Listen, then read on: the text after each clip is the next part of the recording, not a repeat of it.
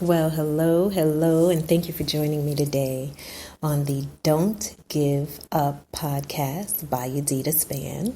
And on this podcast, we spend time talking about a book which I was blessed to write called Don't Give Up, Acknowledging the Struggle, Celebrating Resilience. And we're going to talk about the importance of not giving up and sticking it out and just holding on, not just holding on, though. Doesn't that sound? I'm holding on, not just holding on. Just trusting God, not giving up, finding out what your purpose is and what this can be used for. Sometimes we go through things in life and we say, that's it. I mean, nothing good is going to come out of this foolishness, right? You ever feel that way? Ain't nothing good coming out of this. This is ridiculous. Sometimes we feel like our struggles are quite ridiculous and things that we go through with people that we even love. Sometimes we fall in and out of, not fall, but I hate to say that. You ever say, I've fallen in love? No, but just being in and out of love with people. When you fall, something usually does get hurt. And it's usually us who usually feels the hurt. So the other day we talked about the introduction and the importance of lightening the load. I want to say this on this podcast, it's not going to be maybe like different things that you hear other people say or words that they use. I know one thing when I get to come on and talk to you, it's very practical. All right, I'm not going to use, some terms that people may use. I'm just going to talk to you here. Let's talk about this. So did you get to lighten the load? Did you get to pull out a box or two and maybe pack or take some things out that were packed that you needed to take out so you could look at them and say, hey, I haven't used this in 3 years. Maybe I can get rid of this now. If you haven't used it in about 3 years, then you might need to rethink that. You might not need that. So make sure you look around your space and find out what you can do to kind of lighten the load in your space and make things become a little bit more organized. It really does help you to feel better. And that's on the inside and the outside. And so today I was thinking about social media and just how social media is everywhere. There was a time when you could go into your home and close the door and maybe watch TV or not, but you wouldn't be affected by a lot of the things that were happening outside. It's like if you were upset with someone, you could say, oh, well, I'm going home. I don't need to pick up my phone or answer it. But when we go on social media, it's almost as if we're still being affected by things that are not even really in our space, which means sometimes we don't get that valuable time that I think we used to get when we would just like shut things off if we don't take it, if we're not intentional about it. When we would just, go in the house, lock the door, go relax a little bit. No, instead, the phone is beckoning. Look at me, pick me up, and all of these things. The computer's in the bedroom. We're kind of learning that the television shouldn't be in the bedroom because you're going to watch it. But that phone, my gosh. And then, have you been thinking about how you feel after you look at some posts? Do some posts make you feel strengthened and like, yes, I think I can do this. I think I'm going to go ahead and start that business or whatever it is you're going to do. Or do you look at some of the posts and feel like, oh my gosh, what is that? Why is that? What are they doing? Or what are they saying? Or why are they saying it like that? Or why do they feel like they're laughing? And all of these things. Sometimes you really need a break from that. You'll see people. Some will encourage you. I'm going to admit that. But then some won't. And I become a little saddened because I see sometimes that people who, okay, so, if they are born again, it seems like there's a lot of laughter. Sometimes I believe that people are crying out for help on social media also. I think sometimes they may not have the right person to listen to, and so they may post it. And sometimes people have to share. I can say that I've had to share some things that I say, I don't want to share that. I don't want to say that. This is my story. And then I thought about it, and what story do I really have that cannot be shared with someone who may be broken? What story do I have that I cannot share with someone who needs to be encouraged and know that they're not alone?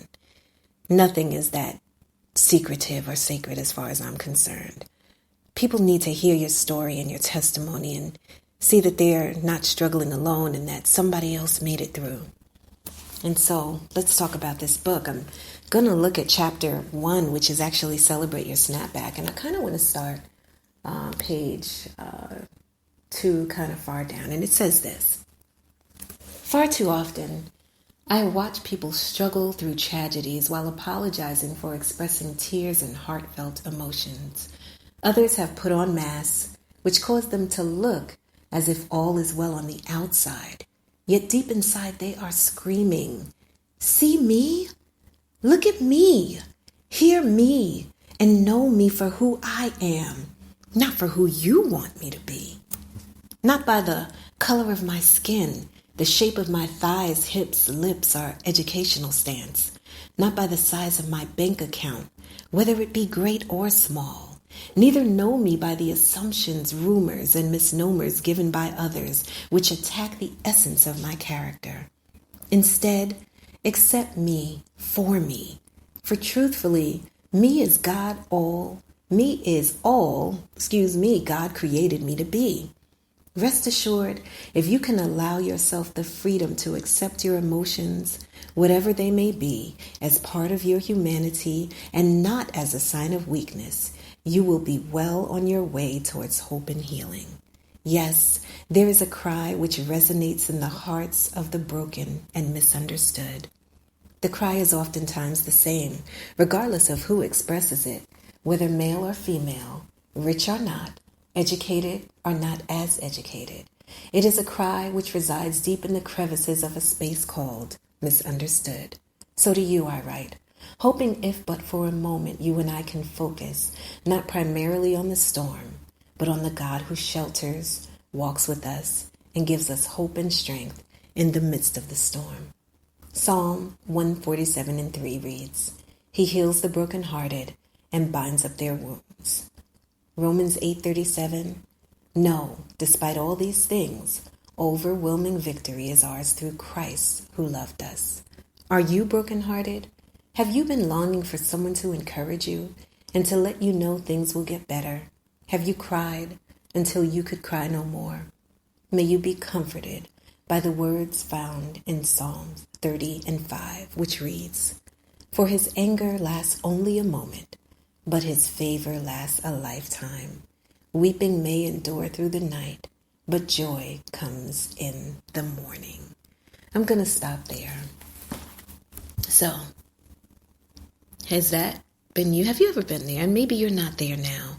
I think most of us, if not all of us, go through a period of time where we really want people just to see us for who we are.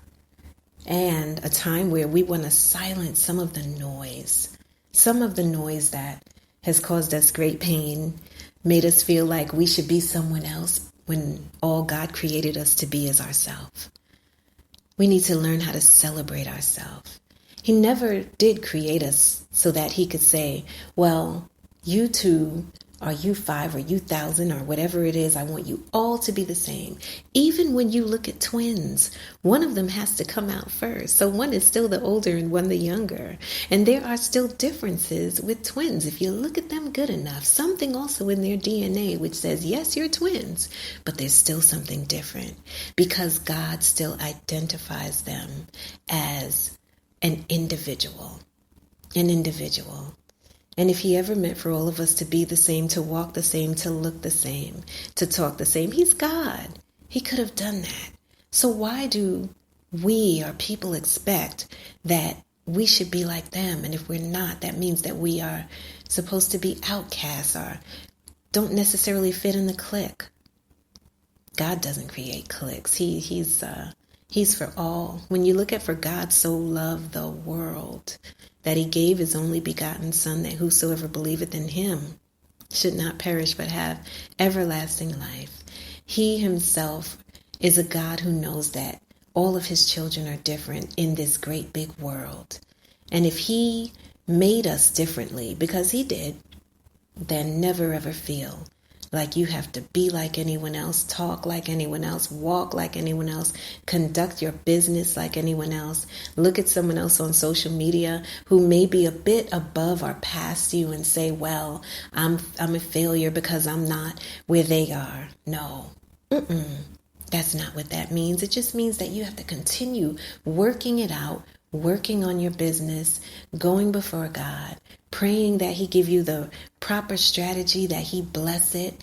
If you're struggling in your business, take it and give it to God and ask Him to be the big boss over it, even though you might call yourself the boss. And that's okay too, but say, God, be the big boss, be the great board member over everything that I do, and give that business back to Him and sit quietly. Take some quiet time this week if you can, and really just silence the noise.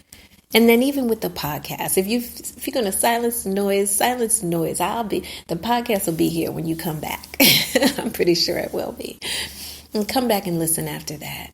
But take some time to really sit and to relax and to stop the noise. Yes, listen to some soaking music, SOAKING. I've been doing that for years. And sometimes I even play it at night while I'm sleeping, just so that if my thoughts, when they were consumed with just this and that and this and that and all, I have to do this, and God doesn't want us to worry. So when I would play the soaking music, which is actually beautiful hymns and worship music on piano, or sometimes there are scriptures that someone reads over it, but just so that your mind can have a break from just the noise. Did you go get that chicken sandwich yet? Well, I didn't. But the noise of social media, run, go, do. No, be still and know that He is God. Be still and know that He is God in your situations, even if they are not where you desire for them to be right now. Be still and know that He is still God. I am so grateful that God walks with us through the midst of the things that we encounter in this life. And some of them, I will admit, are super duper duper hard. And they'll make us want to give up. And they'll make us want to throw in the towel. And they'll make us want to say, what's the use? But I say to you, we live in an imperfect world. Yes, and because of sin, things just don't go 100% the way that we wish they would. But the good news is that we have a God, a loving Father, who doesn't abandon us when things go wrong or when things go not so good. All things do work together for good to them that love God and to them who are called according to His purpose. And believe it or not, even in the struggle, His purpose is still being worked out in your life. For in our weakness, the Lord's strength is made perfect, because we stop and we depend on Him and we reach out for Him. And so that's about it for tonight. I want to thank you for tuning into this podcast. Don't Give Up is the name of the book. And guess what? I'll have some pretty good news for you pretty soon about that too. So, if you're listening to this at night, I want you to get a good night's rest, a peaceful night's rest. And if it's during the day, I want you to have a wonderful, blessed day and realize that you're not by yourself, no matter how you feel. You've got to keep on going and keep on growing so that you can keep on glowing. So keep on going. This is your podcast host. This is Yadida. Keep on going, and whatever you do, don't give up.